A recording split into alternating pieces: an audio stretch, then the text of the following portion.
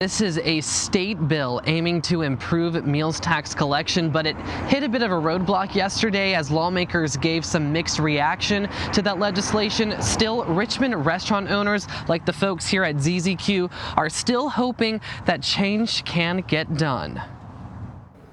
We started literally in our backyard. What Alex Graf says began as cooking for friends and throwing parties has now turned into one of the most highly lauded barbecue restaurants in Virginia, ZZQ. You know, we're offering something that is so beautifully unique that we just have a great following.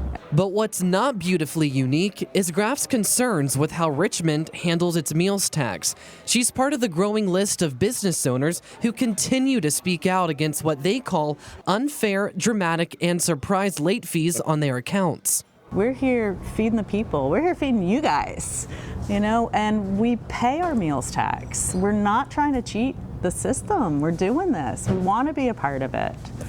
But it's incredibly frustrating. In 2020, Graf was late on one meals tax payment when the city was offering COVID-19 amnesty. However, the finance department still accrued penalties and interest without ever notifying her. Many months later in 2021, Graf's accountant happened to catch the problem and went to City Hall to sort it out.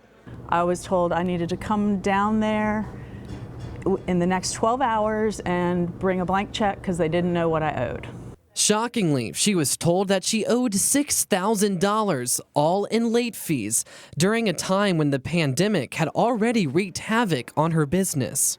There's no reason that I needed to be treated that way as a human being, and there's no reason we needed to pay that money. They need to refund the money that they took.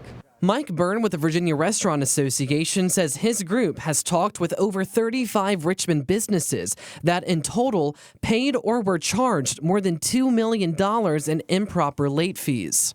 The stories are overwhelming. That's why he worked with state lawmakers to introduce a bill that would allow finance directors to apply tax payments to the current month that the taxpayer is submitting money for and allow localities to waive penalties. The restaurants are 100% behind it. And those that have literally hundreds of thousands of dollars of penalty and interest through no fault of their own are totally supportive of it. But when the bill went before a Senate committee on Tuesday, some lawmakers criticized it. Senator Creed Deeds moved to strike the legislation. I think we were all embarrassed by what we read about the city of Richmond, and I don't want to make any excuses for the city, but localities have the ability to fix this problem, and I think this is a hammer aimed at one locality. Then we ought to be legislating statewide. Meanwhile, a House committee voted in favor of another version of the bill, which means it could still survive. We asked Senator Deeds, considering that, whether he would change his mind. I'll wait and talk to legislators that brought that bill.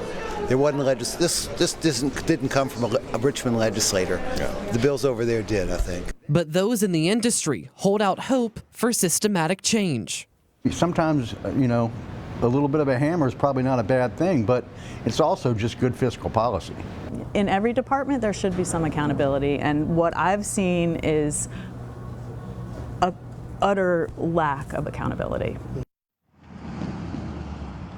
Now, while Senator Deeds is a supporter of Richmond Mayor LeVar Stoney's run for governor, he says he had not at all heard from the city regarding this legislation specifically. Now, the Richmond City Council is also set to vote on their own local legislation that would allow them to improve collection of the meals tax, and that's happening next week. In Richmond, I'm Tyler Lane, CBS 6 News.